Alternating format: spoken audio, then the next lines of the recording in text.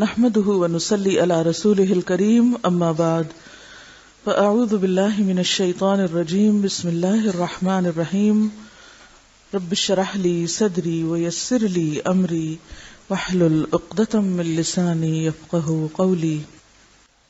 نماز کی سنتوں کا بیان. مؤکدہ سنتیں. مؤکدہ کا کیا معنی؟ مؤکدہ کی نہیں کا، مؤکد جن کی تاکید کی گئی ہو. مؤکدہ سنتیں نماز کی وہ سنتیں جن کی تاکید کی گئی ہے. حضرت ام حبیبہ رضی اللہ عنہا کہتی ہیں کہ رسول اللہ صلی اللہ علیہ وسلم نے فرمایا: من صلی فی یوم ولیلۃ 12 رکعۃ بنی لہ بیت فی الجنہ 4 قبل الظہر ورکعتین بعدها ورکعتین بعد المغرب ورکعتین بعد العشاء ورکعتین قبل صلاة الفجر. جو شخص دن اور رات میں فرضوں کے علاوہ 12 رکعتیں پڑھے اس کے لیے بہشت میں گھر بنایا جاتا ہے. ان 12 رکعتوں کی تفصیل کیا ہے؟ 4 رکعت ظہر سے پہلے، 2 رکعت اس کے بعد، 2 رکعت مغرب کے بعد، 2 رکعت عشاء کے بعد اور 2 رکعت نماز فجر سے پہلے. حضرت ابن عمر رضی اللہ عنہ فرماتے ہیں کہ میں نے رسول اللہ صلی اللہ علیہ وسلم کے ساتھ ظہر سے پہلے 2 رکعتیں پڑھی.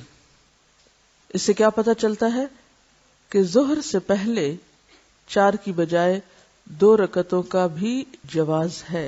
یعنی اگر آپ مصروف ہیں یا جلدی میں ہیں تو بجائے اس کے کہ بالکل چھوڑ دیں تو 4 کی بجائے 2 بھی پڑھ سکتے ہیں.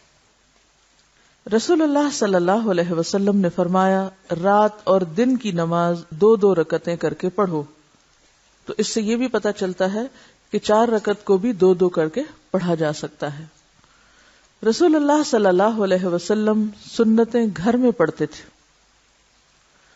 حضرت عبداللہ بن شقیق سے روایت ہے کہ میں نے حضرت عائشہ سے رسول اللہ صلی اللہ علیہ وسلم کے نفلوں کا حال دریافت کیا تو حضرت عائشہ نے کہا: رسول اللہ صلی اللہ علیہ وسلم میرے گھر میں ظہر سے پہلے 4 رکعتیں پڑھتے تھے، پھر آپ نکلتے اور لوگوں کے ساتھ ظہر کے فرض پڑھتے، پھر گھر میں داخل ہوتے اور 2 رکعتیں نماز پڑھتے.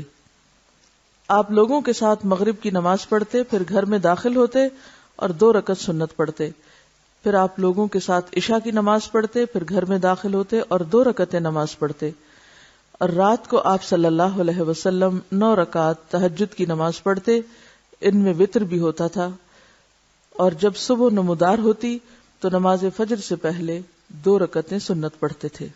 اور یہ سنت نمازیں اور نفل نمازیں آپ کی گھر پر ہوتی تھی. غیر مؤکدہ سنتیں. رسول اللہ صلی اللہ علیہ وسلم نے فرمایا: جو شخص عصر سے پہلے 4 رکعت سنت پڑھے اللہ اس پر رحمت کرے. یعنی شوق دلایا گیا ہے، تاکید نہیں. مغرب سے پہلے 2 رکعتیں. رسول اللہ صلی اللہ علیہ وسلم نے 2 مرتبہ فرمایا: مغرب سے پہلے 2 رکعتیں ادا کرو. تیسری بار فرمایا: جس کا جی چاہے. یعنی بھی غیر مؤکدہ ہے. یہ اس لیے فرمایا کہ کہیں لوگ اسے سنت مؤکدہ نہ بنا لیں.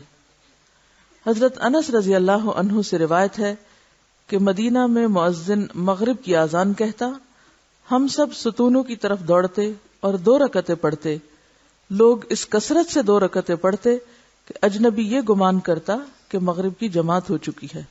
یعنی سب لوگ تقریباً یہ سنتیں پڑھنے کے لیے دوڑ پڑتے تھے. ستونوں کا ذکر کیوں ہے؟ اس سے کیا حکمت کی بات پتہ چلتی؟ سترہ بنانے کے لیے. کیونکہ ہوتا یہ نا کہ جب سنت پڑھی جا رہی ہوتی ہے تو کوئی شخص صف کو ملانے کے لیے آگے سے گزرتا ہے، کوئی دائیں سے کوئی بائیں سے، تو اس صورت میں پھر عموماً نمازیوں کے لیے گزرنا مشکل ہو جاتا ہے. تو خاص سنت آپ فرض سے پہلے پڑھیں یا پھر فرض کے بعد پڑھیں، کوشش یہ کریں کہ آپ کے سامنے سترہ ہو. کیونکہ جماعت کی نماز میں تو امام کے سامنے کا سترہ سب کے لیے کافی ہو جائے گا، لیکن سنت کے لیے اپنا اپنا سترہ بنانا پڑے گا اور اس کے لیے خصوصاً ایسی جگہ کی تلاش کہ جہاں آپ کے آگے سے کوئی نہ گزرے، جیسے پلر وغیرہ ہو، اور اگر ایسی جگہ نہ ملے تو پھر اپنی ہی کوئی چیز سامنے رکھ کے، جیسے بیگ ہے یا کوئی بھی چیز رکھ کے نماز پڑھیں تاکہ گزرنے والوں کو تکلیف نہ ہو. کیونکہ بعض لوگ لمبی نماز رستے میں پڑھنے کھڑے ہو جاتے ہیں، اس سے دوسروں کو پریشانی ہوتی ہے، تو دوسروں کو تکلیف دینے سے بچنا چاہیے. اور یہ جو 2 رکعت مغرب سے پہلے اگر آپ کو کبھی عمرے پہ جانے کا اتفاق ہوا ہو تو مسجد نبوی اور حرم پاک میں مغرب کی اذان ہوتے ہی لوگ کھڑے ہو جاتے ہیں جماعت سے پہلے یہ 2 رکعتیں پڑھنے. مرثد بن عبداللہ رحمۃ اللہ علیہ حضرت عقبہ رضی اللہ عنہ کے پاس آئے اور کہا، کیا یہ عجیب بات نہیں کہ ابو تمیم رضی اللہ عنہ مغرب کی نماز سے پہلے 2 رکعتیں پڑھتے ہیں؟ عقبہ رضی اللہ عنہ نے کہا کہ ہم بھی رسول اللہ صلی اللہ علیہ وسلم کے زمانے میں پڑھتے تھے. اس نے پوچھا اب کیوں نہیں پڑھتے؟ کہنے لگے کہ مصروفیت ہے. یعنی اس بات کا ثبوت تو ہے کہ یہ پڑھی جا سکتی ہیں، لیکن اگر کوئی شخص مصروفیت کی وجہ سے نہ پڑھ سکے تو اس کی رخصت ہے، گنجائش ہے. جمعہ کے بعد کی سنتیں. نبی صلی اللہ علیہ وسلم نے فرمایا، جب تم جمعہ کے بعد نماز پڑھنا چاہو تو 4 رکعت ادا کرو. معلوم ہوا کہ جمعہ کے بعد 4 رکعت سنت پڑھنی چاہیے، اور اگر کوئی 2 رکعتیں بھی پڑھ لے تو جائز ہوگا. حضرت ابن عمر رضی اللہ عنہ روایت کرتے ہیں کہ رسول اللہ صلی اللہ علیہ وسلم جمعہ کے بعد کچھ نماز نہیں پڑھتے تھے، یہاں تک کہ اپنے گھر آتے تو 2 رکعت پڑھتے. بعض علماء نے یہ تطبیق دی. تطبیق کا کیا معنی ہوتا ہے؟ تطبیق مطابقت پیدا کرنا، یعنی کنٹرڈکشن دور کرنا، کہ مسجد میں 4 سنتیں 2 کر کے پڑھے، اور اگر گھر میں آ کے پڑھے تو 2 سنتیں پڑھے. ٹھیک ہے؟ یعنی آپ دیکھیے کہ یہ جو اوپر 2 تطبیق ہے نا، تو ایک آپ صلی اللہ علیہ وسلم کا قول ہے کہ اگر کوئی جمعہ کے بعد نماز پڑھنا چاہے تو 4 رکعتیں پڑھے. لیکن آپ کا عمل کیا تھا گھر میں، کہ آپ نے گھر میں 2 رکعت پڑھی. تو علماء نے کیا کہا کہ مسجد میں پڑھنا چاہے تو 4 پڑھے، گھر پڑھے تو آپ کی سنت کی پیروی میں 2 پڑھ لی. فجر کی سنتوں کی فضیلت. حضرت عائشہ کہتی ہیں کہ رسول اللہ صلی اللہ علیہ وسلم نے فرمایا، فجر کی 2 سنتیں دنیا اور جو کچھ دنیا میں ہے اس سے بہتر ہیں. فجر کی 2 سنتیں دنیا اور جو کچھ دنیا میں ہے اس سے بہتر ہیں. حضرت عائشہ رضی اللہ عنہا سے روایت ہے کہ رسول اللہ صلی اللہ علیہ وسلم نوافل یعنی سنن میں سے کسی چیز پر اتنی محافظت اور مداومت نہیں کرتے تھے جس قدر فجر کی 2 سنتوں پر کرتے تھے. رسول اللہ صلی اللہ علیہ وسلم فجر کی 2 سنتیں پڑھتے تو دائیں پہلو پر لیٹتے. فجر کی سنتیں فرضوں کے بعد بھی پڑھ سکتے ہیں. اگر آپ ایسے وقت مسجد پہنچے کہ جماعت کھڑی ہو گئی ہو اور آپ نے سنتیں نہ پڑھی ہوں تو اس وقت سنتیں مت پڑھیں، کیونکہ رسول اللہ صلی اللہ علیہ وسلم نے فرمایا، جب نماز کی اقامت ہو جائے تو فرض نماز کے علاوہ کوئی نماز نہیں ہوتی. اس لیے اگر جماعت کھڑی ہو تو سنت چھوڑ دیں، فرض پڑھیں اور فرض کے بعد سنت پڑھ لیں. اور اگر آپ گھر میں ہی نماز پڑھیں جیسے خواتین، اور آپ کی آنکھ دیر سے کھلی ہے، وقت صرف اتنا ہے کہ یا تو سنت پڑھیں گے یا فرض، تو پھر دونوں میں چوائس کس کی ہوگی؟ فرض کی. فرض اپنے وقت پہ پڑھ لیں اور سنت سورج نکلنے کے بعد پڑھ لیں. ایسی صورت میں آپ جماعت میں شامل ہو جائیں، فرض پڑھ کر سنتیں پڑھ لیں. چنانچہ رسول اللہ صلی اللہ علیہ وسلم نے ایک شخص کو صبح کی فرض نماز کے بعد 2 رکعتیں پڑھتے ہوئے دیکھ کر فرمایا، صبح کی نماز 2 رکعتیں ہیں، تم نے مزید 2 رکعتیں کیسے پڑھی؟ اس شخص نے جواب دیا، میں نے 2 رکعتیں سنت نہیں پڑھی تھی، اب ان کو پڑھا ہے. یہ سن کر آپ صلی اللہ علیہ وسلم خاموش ہو گئے. تو آپ کی خاموشی کیا تھی؟ آپ کی رضامندی. اور ایسی حدیث جس میں آپ کسی عمل پر خاموشی اختیار کریں وہ کیا کہلاتی؟ تقریری حدیث کہلاتی. ایک شخص مسجد میں آیا، رسول اللہ صلی اللہ علیہ وسلم صبح کے فرض پڑھ رہے تھے. اس نے مسجد کے ایک کونے میں 2 رکعتیں سنت پڑھی، پھر جماعت میں شامل ہوا. جب آپ نے سلام پھیرا تو فرمایا، تو نے فرض نماز کس کو شمار کیا، جو اکیلے پڑھی تھی یا اس کو جو ہمارے ساتھ پڑھی؟ تو اس سے کیا پتہ چلتا ہے کہ جب فرض ہو رہے ہوں تو پھر سنتیں ادا نہیں کی جائیں گی. نمازوں کی رکعات. نماز فجر 2 سنتیں 2 فرض یعنی کل 4 رکعتیں. نماز ظہر 4 سنتیں 4 فرض 2 سنتیں، نماز ظہر 10 رکعتیں ہوئیں، نماز عصر 4 فرض، نماز مغرب 3 فرض 2 سنتیں 5 رکعتیں ہوئیں، نماز عشاء 4 فرض اور 2 سنتیں 6 رکعتیں ہوئیں۔ نماز وتر دراصل رات کی نماز ہے جو تہجد کے ساتھ ملا کے پڑھی جاتی ہے۔ جو لوگ رات کو اٹھنے کے عادی نہ ہوں وہ وتر بھی نماز عشاء کے ساتھ ہی پڑھ سکتے ہیں۔ رسول اللہ صلی اللہ علیہ وسلم نے فرمایا، من خاف اللہ یقوم من آخر اللیل فلیوتر اولہ، جسے خطرہ ہو کہ رات کے آخری حصے میں نہیں اٹھ سکے گا وہ اول شب ہی وتر پڑھ لے۔ لیکن کہیں یہ نہ سمجھیں کہ وتر عشاء کی نماز ہے، وہ عشاء کی نماز کا حصہ نہیں ہے، ٹھیک ہے، وہ تہجد کی نماز کا حصہ ہے۔ اگر کوئی تہجد نہ پڑھے کیونکہ تہجد نفلی نماز ہے تو وتر سونے سے پہلے بھی پڑھ سکتا ہے۔ اب آپ دیکھیے کہ یہاں انہوں نے صرف فرض اور سنتیں لکھی، نفل نہیں لکھے۔ تو نفل جو ہے وہ اس کی اصل کیا ہے کہ وہ ایسی عبادت ہے جو دل کی خوشی سے کی جاتی ہے اور اس کی کوئی تعداد متعین نہیں، آپ جتنے چاہیں پھر پڑھتے جائیں۔ اسی لیے یہاں لکھا ہے کہ کوئی یہ خیال نہ کرے کہ ہم نے نماز کی رکعتیں کم کر دی، یعنی فرائض اور سنتیں گنلی، نفل چھوڑ دیے۔ نوافل اپنی خوشی اور مرضی کی عبادت ہے۔ رسول اللہ صلی اللہ علیہ وسلم نے کسی کو پڑھنے کے لیے مجبور نہیں کیا، اس لیے ہمیں کوئی حق نہیں کہ ہم اپنے نفلوں کو فرضوں کا ضروری اور لازمی ضمیمہ بنا ڈالیں۔ فرضوں کے ساتھ آپ کی نفل عبادت یعنی سنتیں آ گئی ہیں جس سے نماز پوری اور مکمل ہو گئی۔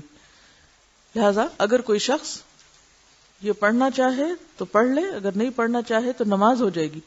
ہمارے ہاں بہت سے لوگ نماز کیوں نہیں پڑھتے؟ کس لیے نہیں پڑھتے؟ لمبی بہت ہوتی، وہ سنتے ہی گھبرا اٹھتے ہیں کہ اتنی لمبی نماز کیسے پڑھیں۔ اور بعض لوگ نوافل کو بھی کس درجے میں پڑھتے ہیں؟ فرض کے درجے میں پڑھتے ہیں کہ وہ نوافل بھی کبھی نہیں چھوڑیں گے۔ نوافل بہت پسندیدہ کام ہے، اس میں کوئی شک نہیں، اور خوش قسمتی ہے اس شخص کی جس کو کثرت سے نوافل پڑھنے نصیب ہوں۔ لیکن اگر کوئی شخص خود ایسا کر رہا ہے تو سب کو اس کا پابند نہ کرے، اور خصوصاً بچوں کو، کیونکہ ابتدا میں اگر بچوں کو ہلکی نماز کا عادی کریں اور پھر ان کے اندر شعور پیدا ہو اور نماز کا شوق اور نماز کا فائدہ انہیں پتہ چلے کہ سجدوں کی کثرت کتنی فائدہ مند ہے، تو پھر وہ اپنی خوشی سے پڑھیں۔ اور نفل ہے ہی کون سی عبادت جو مجبوری سے پڑھی جائے، جو دل کی خوشی سے پڑھی جائے؟ تو وہ نوافل کیا نوافل ہوئے جن میں دل کی خوشی شامل نہ ہو۔ تو جو چیز جس مقام پہ ہے اسے اسی مقام پہ رکھنا چاہیے، اسے نہ اس سے بڑھانا چاہیے اور نہ گھٹانا چاہیے، ٹھیک ہے۔ تہجد، قیام اللیل، قیام رمضان اور وتر۔ حضرت ابو امامہ رضی اللہ عنہ روایت کرتے ہیں کہ رسول اللہ صلی اللہ علیہ وسلم نے فرمایا، علیکم بقیام اللیل فإنہ دأب الصالحین قبلکم وہو قربۃ لکم الی ربکم ومغفرۃ للسیئات ومنہاۃ عن الاثم۔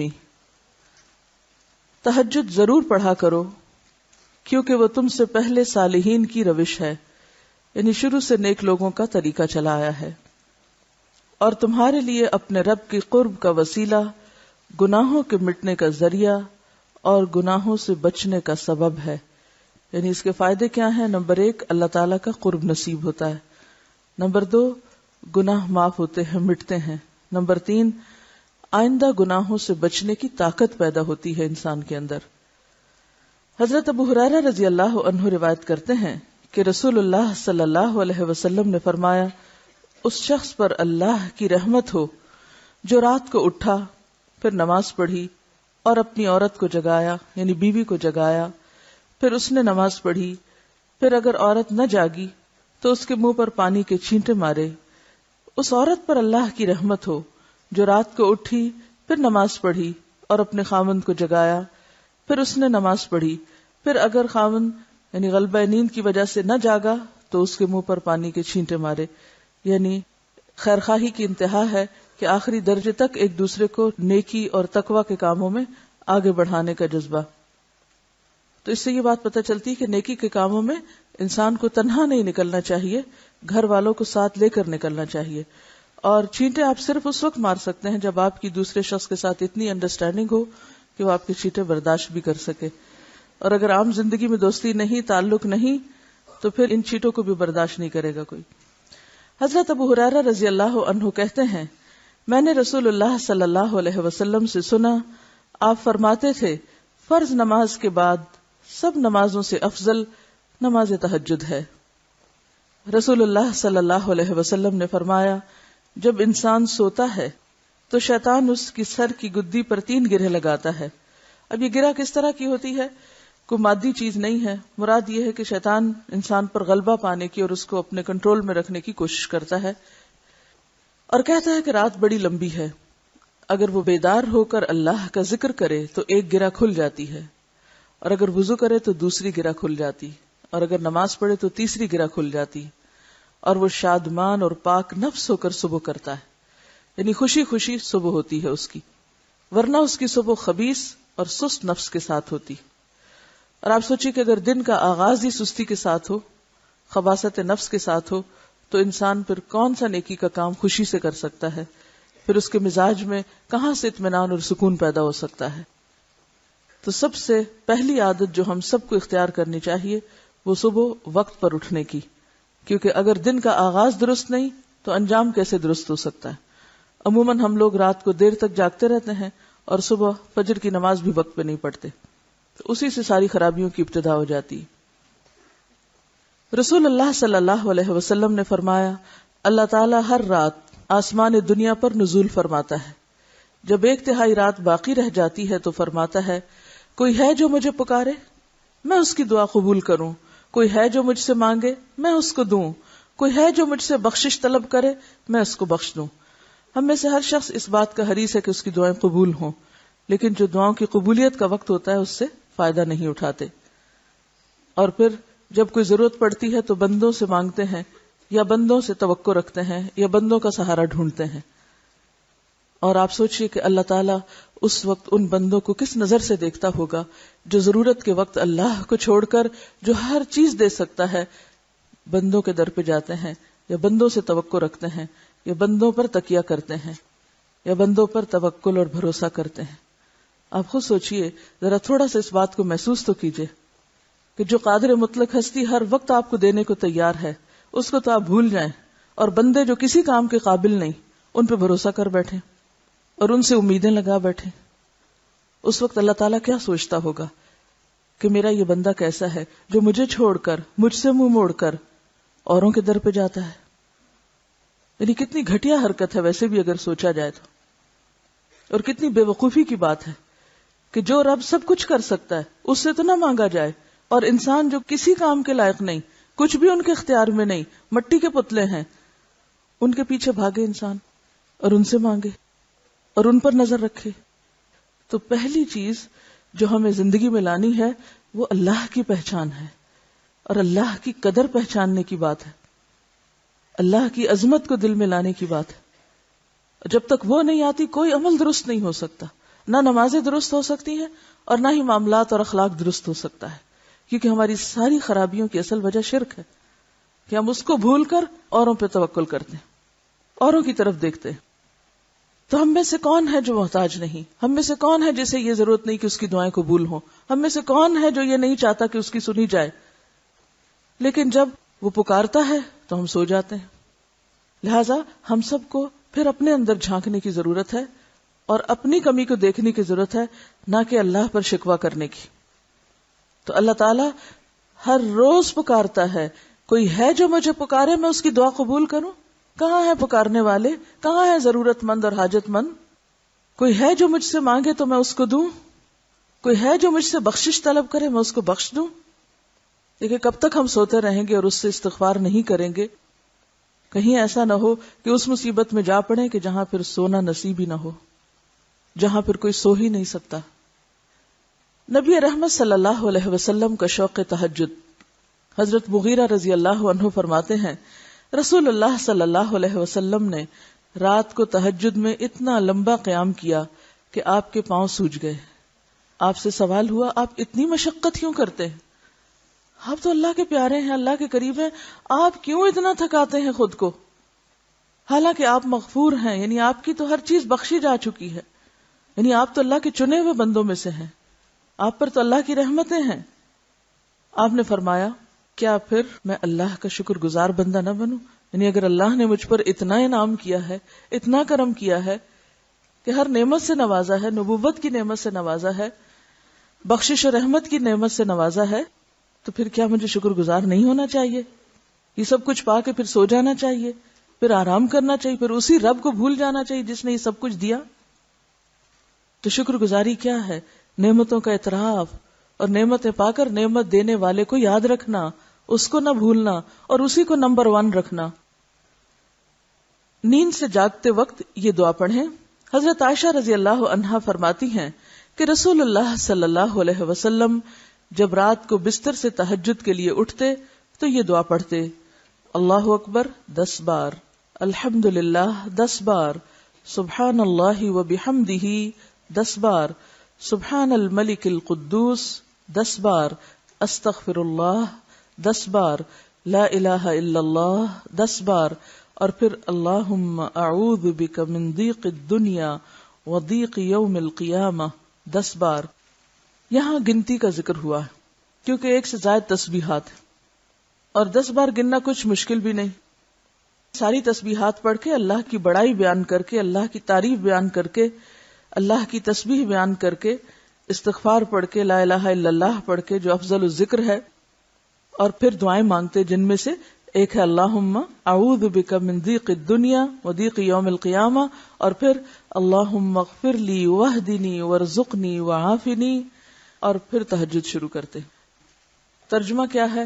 اللہ سب سے بڑا ہے، ساری تعریف اللہ کے لیے ہے، اللہ اپنی تعریف سمیت ہر عیب سے پاک ہے، میں نہایت ہی پاکیزہ بادشاہ کی پاکی بیان کرتا ہوں، میں اللہ سے بخشش طلب کرتا ہوں، اللہ کے سوا کوئی سچا معبود نہیں ہے، اے اللہ میں دنیا و آخرت کی تنگیوں سے تیری پناہ مانگتا ہوں، اے اللہ مجھے معاف فرما، مجھے ہدایت عطا کر، مجھے رزق دے اور عافیت سے نواز۔ تو اس سے یہ بھی پتہ چلتا ہے کہ تہجد کی دعاؤں میں بہترین دعائیں کیا ہیں جو مانگی جا سکتی ہیں، اور وہ استغفار ہے اور دنیا اور آخرت کی تنگی سے پناہ مانگی گئی ہے۔ وہ پیچھے ہم نے پڑھا نا معیشتاً ضن کا، اور یہاں کیا ہے؟ اے اللہ میں دنیا اور قیامت کے دن کی تنگی سے تیری پناہ چاہتا ہوں۔ تو دنیا کی تنگی کیا ہے؟ کہ انسان کے پاس سب کچھ ہو لیکن پھر بھی اس کا دل خوش نہ ہو اور مطمئن نہ ہو، یا پھر رزق کی تنگی، دل کی تنگی اور مختلف چیزوں میں تنگی، اور پھر اسی طرح آخرت میں قبر میں تنگی یعنی عذاب قبر، اور قیامت کے دن بھی جو مختلف احوال ہیں یوم القیامہ کے، ان سب میں ایک تنگی اور گھٹن کا شکار ہونا۔ تو اس کی دعا مانگی کہ اللہ میں ان ساری تنگیوں سے اپنے آپ کو بچا کے تیری پناہ میں دیتا ہوں، اور پھر ہدایت کی دعا، رزق کی دعا، عافیت کی دعا، یعنی کتنی خوبصورت دعائیں ہیں جو نبی صلی اللہ علیہ وسلم نے مانگی۔ بعض اوقات ہم مانگنے لگتے ہیں نا تو سوچتے ہی رہ جاتے ہیں مانگے کیا، کہ سمجھ ہی نہیں آتی کیا مانگے۔ تو یہ جو مسنون اذکار ہیں یہ اس لیے بھی سیکھنے ضروری ہیں کہ ہمیں مانگنے کا سلیقہ آئے۔ اگر خود مانگنا نہیں آتا تو اللہ کے رسول صلی اللہ علیہ وسلم نے جس طریقے سے مانگا اسی طریقے سے ہم مانگ لیں۔ رسول اللہ صلی اللہ علیہ وسلم نے فرمایا، جو شخص رات کو نیند سے جاگے اور کہے لا الہ الا اللہ وحدہ لا شریک لہ لہ الملک ولہ الحمد وہو علی کل شیء قدیر، الحمد للہ وسبحان اللہ واللہ اکبر ولا حول ولا قوۃ الا باللہ، اللہ کے سوا کوئی سچا معبود نہیں ہے، وہ ایک ہے، اس کا کوئی شریک نہیں ہے، اسی کے لیے ساری بادشاہی اور اسی کے لیے ساری تعریف ہے، اور وہ ہر چیز پر خوب قدرت رکھنے والا ہے، ساری تعریف اللہ کے لیے ہے، اللہ ہر عیب سے پاک ہے، اللہ سب سے بڑا ہے، بدی سے بچنے اور نیکی کرنے کی کوئی طاقت نہیں مگر اللہ کی توفیق سے۔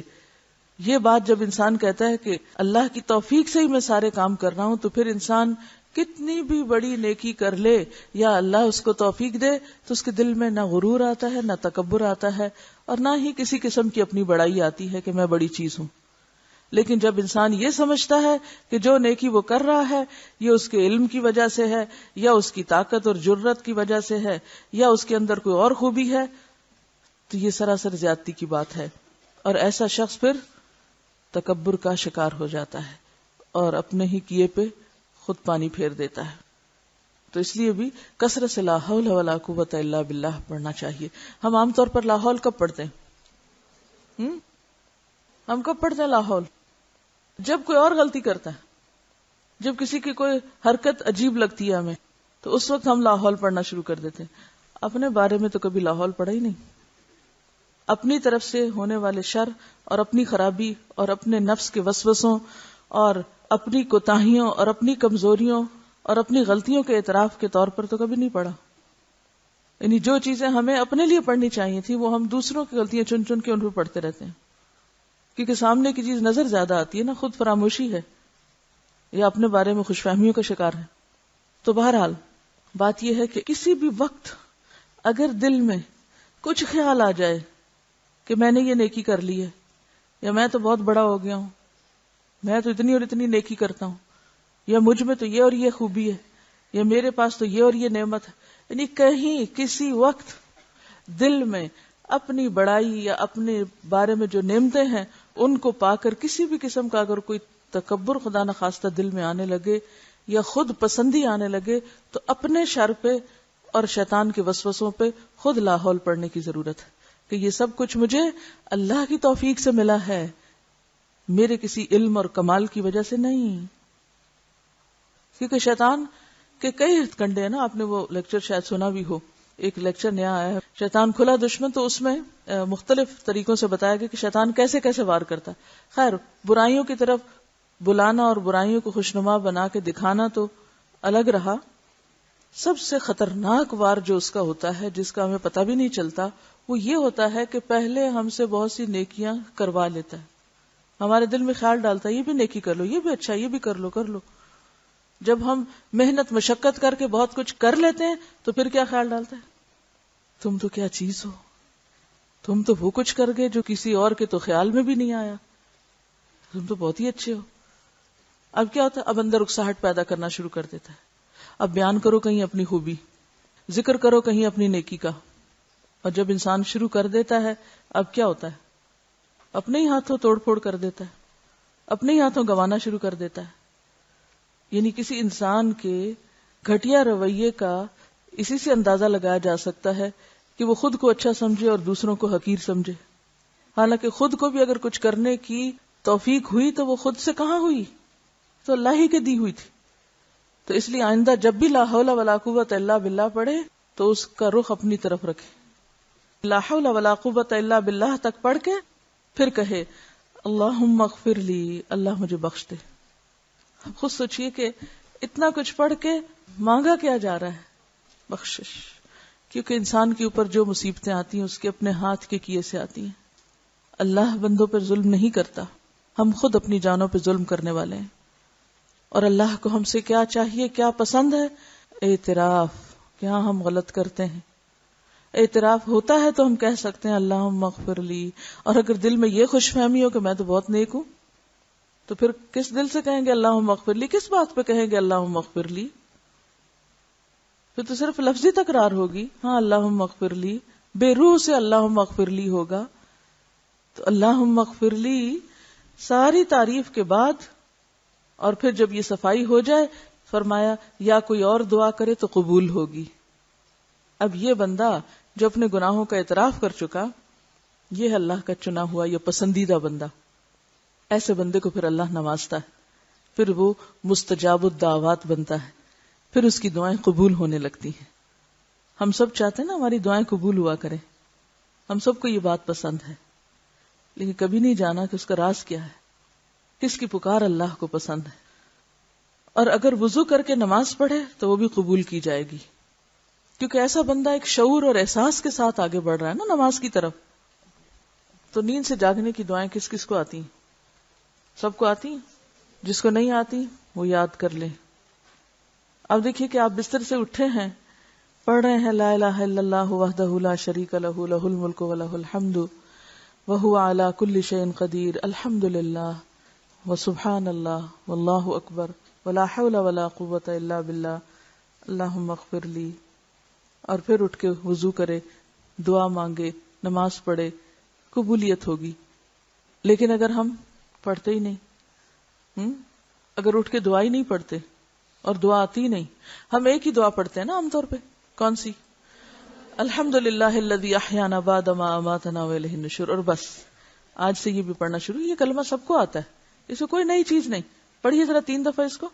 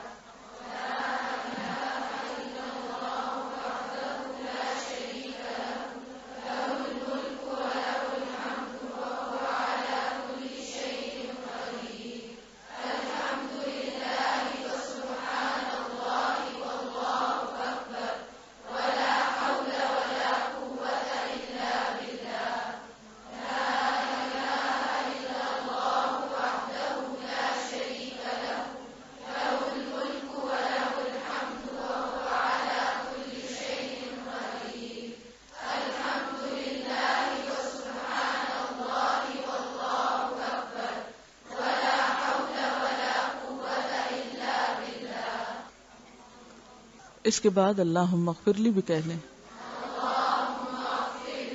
ٹھیک ہے, آپ کے پاس ہے یادداشت کی کتاب, کاپی, چھوٹی ڈائری نکالیں اور اس پہ لکھیں, اور کل دن کو اپنے کو چیک کریں کہ یہ پڑھا یا نہیں پڑھا, کیونکہ ابھی یہاں بیٹھ کے تو آپ ارادے باندھ رہے ہیں, باہر نکل کے بھول جائیں گے. آپ کے پاس وہ چھوٹی کتاب ہے رسول اللہ صلی اللہ علیہ وسلم سے میرا تعلق, وہ اگر ہے تو کھول کے دیکھیے, اس میں صبح کے بیدار ہونے کی سنتوں میں یہ لکھا ہوا ہے. اگر نہیں تو وہاں بھی لکھ سکتے ہیں, آپ اس کو نکال کے دیکھیے اور لکھ لیجئے,